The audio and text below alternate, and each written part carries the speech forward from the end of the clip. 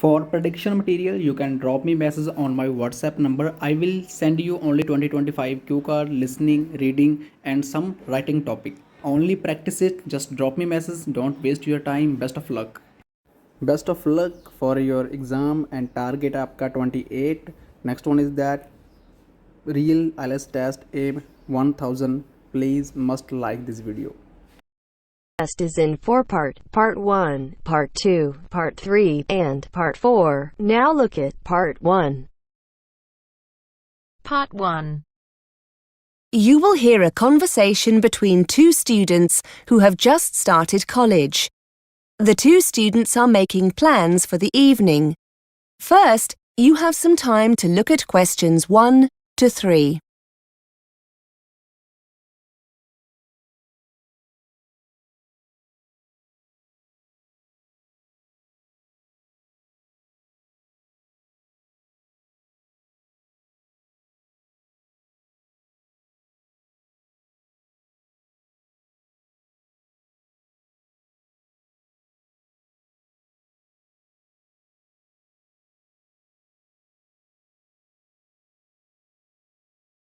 Now we shall begin.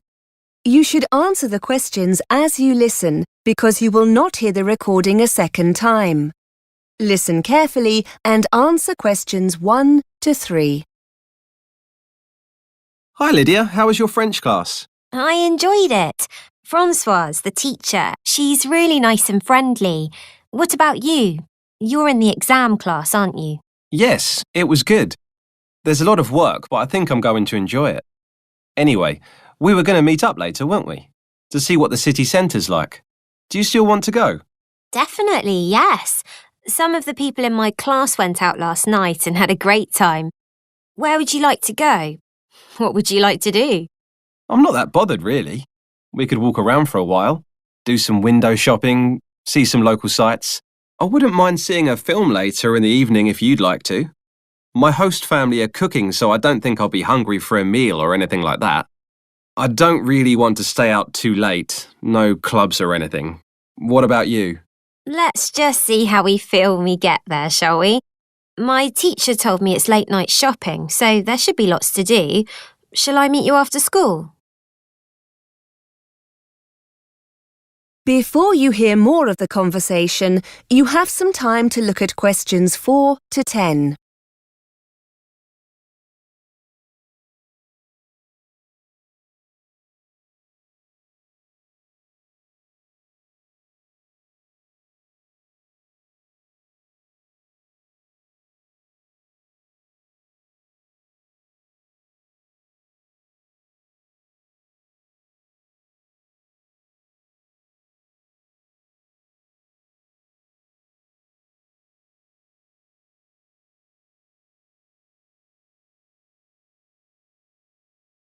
Now listen and answer questions 4 to 10. Well, I need to go back to my host family first. As I said, they're cooking me a meal and it'll be a chance to meet all their family. Shall I come to your house when I've finished? You're with the host family as well, aren't you? Yes, I haven't memorised the address yet. Wait a minute. Where's that card they gave me earlier? Here it is. Have you got a pen? Hang on. Right. Yes, what is it? OK, it's Mr. and Mrs. Andrews. You don't need that, do you? Here we are. The address. It's 60 Mayweather Road. It's in Coldfields, not far from the city centre, actually. My house is on the 14 bus route. It's easy to find. It's just across the road from the police station. If you get lost, here's the telephone number. 01764 388 64. Shall we say about 6? OK, that'll give me time to get ready. I'd like to find somewhere that sells paper and pens if possible. I'm sure you'll find somewhere. I'm hoping there's a bookshop. The teacher has recommended a good grammar practice book for the course. If we've got time, I could use this voucher the school gave us for a free coffee in the library cafe. Oh yes, I've got one of them too. Good idea.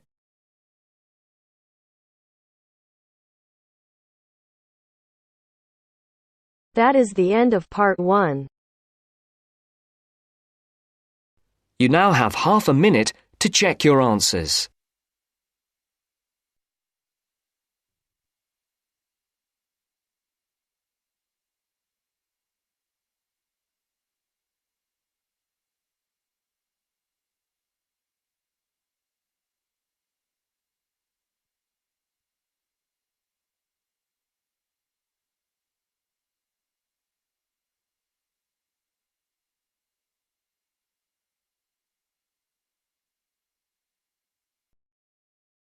Now turns to Part 2. Part 2. You will hear 3 students discussing a language project. First, you have some time to look at questions 11 to 16.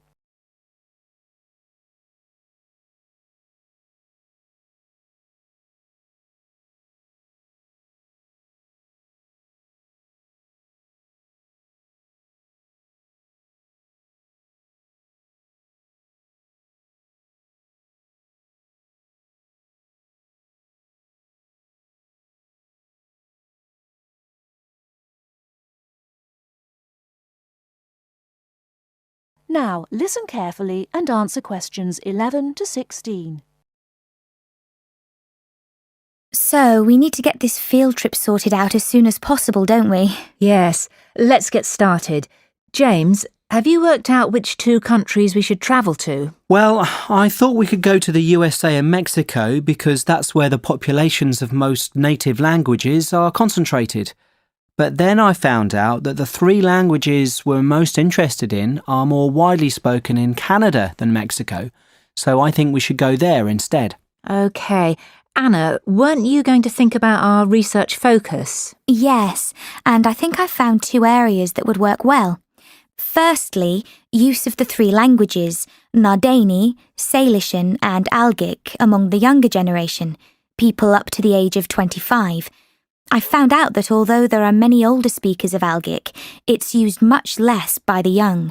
In fact, young people under the age of 25 use both Nardini and Salishan more than Algic. That's interesting. That means that native language use isn't really being affected by the older generations anymore. So what's the other focus area then, Anna? Well, it would be good to try to find out what affects changes in native language speaker populations. You mean things like family life and the influence of popular culture or tourism? Yes, areas like that, but not tourism or culture because they're too general.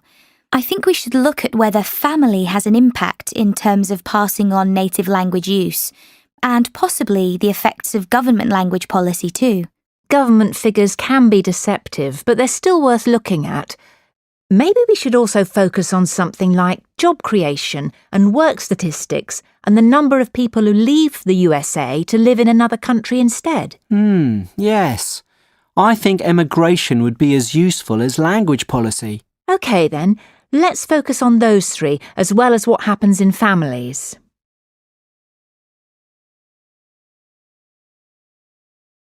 Before you hear the rest of the talk, you have some time to look at questions 17 to 20.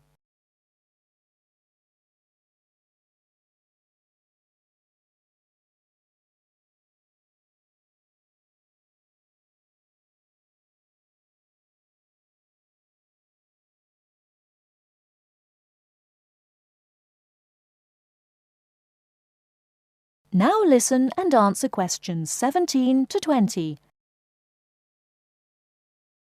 Well, shall we look at our route now? Most of the speakers we're looking for are in California, so we could start there. We can spend 2 weeks travelling around and meeting people to get some background information, and then start collecting data. What do you think about beginning in the southwest corner of the state and visiting the Barona Reservation? That's a good idea. We'll be able to get some interviews with native language speakers there. And then we could go to the Eastern Mountains to visit the local education authority of North County. They've got a native language project for school children. Why there? Wouldn't it be better to go to the education department in San Diego? It's bigger. But they focus more on Spanish and English bilingualism and less on native languages. In that case, the North County Education Authority will be more valuable, so let's do that. After that, we could head southeast to the town of Bishop. There's a company there called Cotec, which employs only bilingual speakers. I've emailed the managing director, who's happy to give us an interview.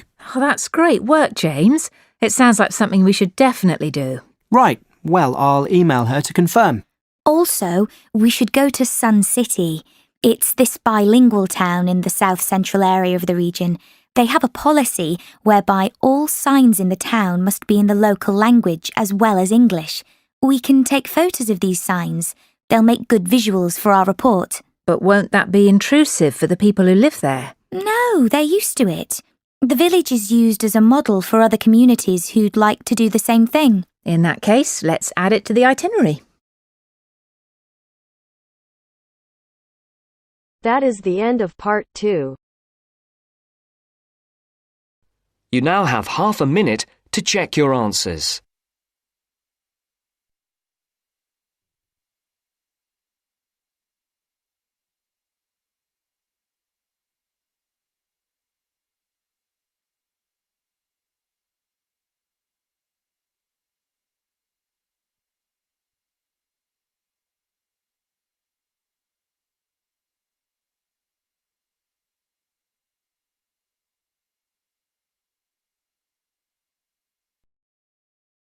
Now turns to part 3. Part 3. Tutor answering students' questions about using the college intranet. First, you have some time to look at questions 21 to 25.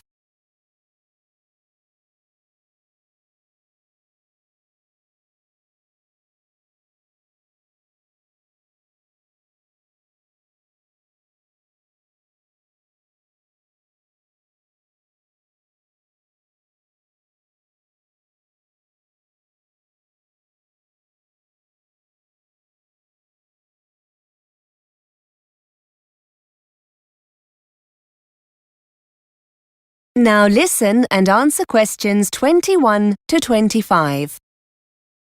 Hi everyone. I know you have lots of questions about the college intranet. My inbox is full of messages. I thought it would be quicker and more useful to come in and talk to you rather than respond to all the messages. I'm happy to answer, or try and answer, any questions you have about how to use it when we'll be making things available online. I'm the ICT champion for the department, so hopefully I'll be able to help. Yes, Mark, fire away. Can you tell us when the assignments are going to be put online? If you're talking about your second assignment, that should be on already. I uploaded it last Monday. Wait a minute, let me check the schedule. Here we are. No, tell a lie. It was the following day, the 14th. Tuesday, the 14th of October. Have you logged into the intranet yet? No. If the assignment's there, I'll download it after we've finished. Are you putting all the assignments up? Yes, I've been waiting for your subject tutors to email them to me. As soon as I have them all, I'll put them online. There's a deadline of the 24th of November. All course assignments need to be online by then. That's college policy for all staff, so they'll be there then for sure. Will there be anything else? Timetables, trip information, that kind of thing? Only there wasn't much online for our course last term. I know, but we're making more of an effort this time. We'll be releasing your marks for the first assignment soon. That'll be the 17th of November. You'll find them in your My Grades area. Again, the timetables are already there, Mark. You need to log in. I made these available at the beginning of term in September. According to the schedule here, the booking forms, for those who want to go on the Belgium trip, will be available next week on the 29th of October. So don't forget to check then. You need to get these back to us quickly if you want to go. The trip's coming up soon, isn't it? Let's see. Yes, the 19th of November.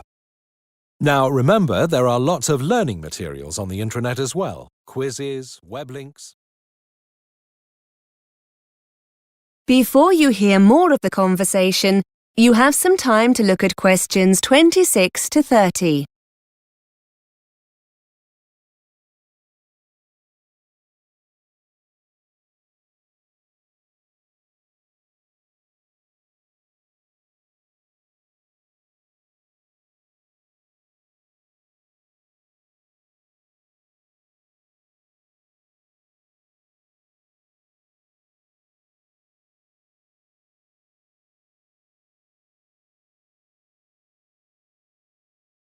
Now listen and answer questions 26 to 30. Sir, wouldn't it be easier if we were just given the documents, so we don't have to go online to get them? I know it seems a little frustrating, Claire, but we're doing it this way for a good reason. We're trying to cut down drastically on the amount of paper we get through. I'm afraid that students are always losing documents we give out in class. So we've decided to stop doing this. You have a limited printing allowance, which means you'll probably be more careful with any documents you have to print off. Besides, it means you'll always know where the information is when you need it. If you're at home and you forget an important date or need a document urgently, you can always log into the intranet and get it. You said something about quizzes, sir. Yes, we've had permission from the exam board to put some of their past papers online in an interactive form. That means you'll be able to get answers immediately with some feedback. They'll make a nice change from using the paper copies. Most of them are already online, and I'll be putting the rest on over the next couple of weeks. As I said, these are authentic past papers, so you'll get a really clear idea of your progress. Just to let you know, the technology tracks your scores, so your tutors will be able to tell who's having problems and what areas of the syllabus you might need help with. So it's definitely worth spending some time doing them. That is the end of part 3. You now have half a minute to check your answers.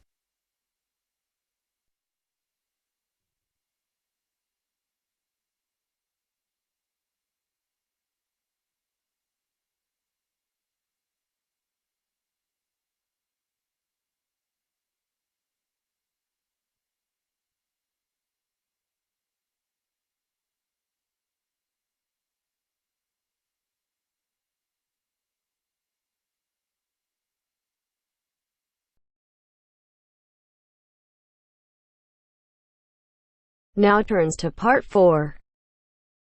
Part 4. You are going to hear a lecturer giving a talk on time management strategies. First, you have some time to look at questions 31 to 37.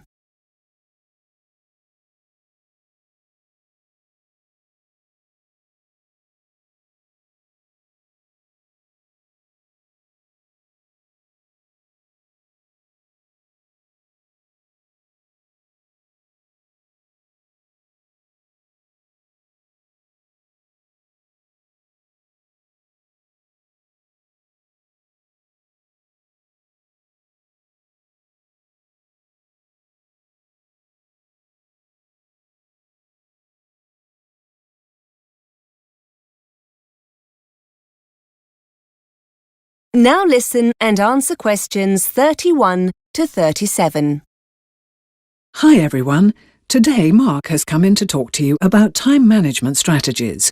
If you remember, in the introductory session, I told you the difference it can make to your studies, so this is an incredibly important session.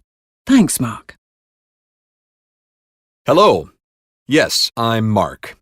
I lecture over in the business school, but I have a bit of a reputation for being rather evangelical about time management, and I'm often invited into other courses to talk about it. So, here I am. You've now come to the end of your first week at university, and you've probably noticed how different it is from school or college.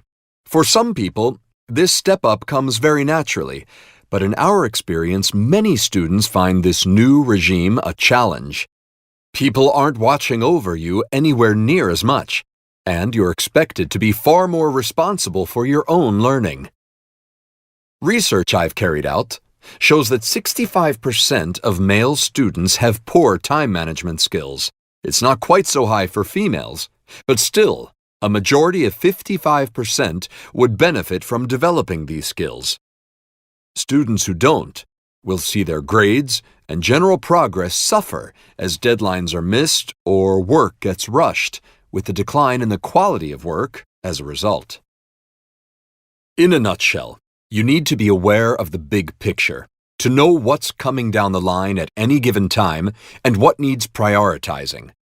Start by creating that big picture using our yearly academic planner, and don't hide it away in a drawer somewhere. Give it pride of place somewhere, like on the bedroom wall, so you'll have daily reminders of what's approaching. During this first week, you'll have been given seminar and lecture times, essay deadlines, exam dates, and so on. Add these dates to your planner and add any new deadlines, such as seminar presentations or tutorial dates, as you get them. Those important non-academic occasions shouldn't be ignored either. Trips back home for family celebrations need to be factored in. Looking at your planner, the first thing that will strike you is how much time you have on your hands. Just a few seminars here and there, a couple of lectures on Tuesday and Thursday. Easy, you think. But this is very misleading indeed. Your planner only looks empty because it doesn't show all that essential self-study you'll need to do. And, as there's no one else structuring this time for you, you'll need to manage this yourself. You don't want to waste those hours between lectures or seminars in the cafe. Use this time to read through your lecture notes, prepare for the next seminar, or do some research for that next assignment. Essentially, structure your days on a 9-to-5 basis as if you were a full-time employee, and start to calculate how you're going to fill those gaps efficiently. Start by considering how you're going to meet all those deadlines. If there are any cooks among you, you'll know that putting a nice meal on the table requires more than just, well, cooking. You need to research the ingredients, buy them, chop, slice, mix, and so on. Cooking itself is a long way into the process. It's the same with that essay you have to write, or that presentation you might have to make. They need careful planning beforehand, and that time needs to be built into your preparation. Start prioritizing what needs doing and when. Download our monthly and weekly planners to help you map it all out. Before you hear the rest of the lecture, you have some time to look at questions 38 to 40.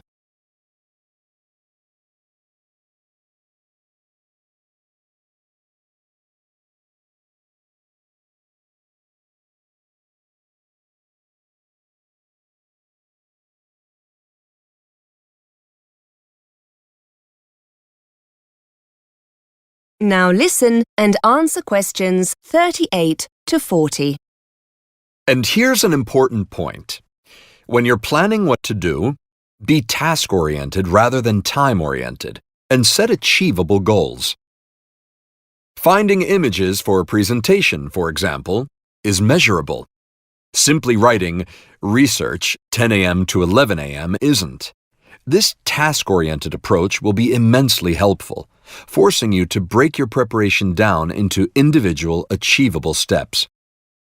Try to assess when busy periods are likely to occur, such as the week leading up to an assignment deadline. Are there any evenings during the week you could put aside for extra work? And, just as importantly, make a note of any times you won't want to be working. You'll need time for you. Sessions in the gym, evenings when your favorite programs are on TV. Don't forget to schedule in time for non-academic activities like going shopping or doing the laundry. It's best to have a fixed time each week for jobs like these, so they don't interfere with your academic work. Finally, decide where you're going to do your self-study. Will you be distracted by the TV, the internet, or friends if you stay in your room? Perhaps the library will be a better place. Anywhere that encourages you to prevaricate should be avoided at all costs. Starting with the big picture and then working towards individual goals will leave you feeling in control, rather than being pulled here and there, firefighting as the next deadline looms.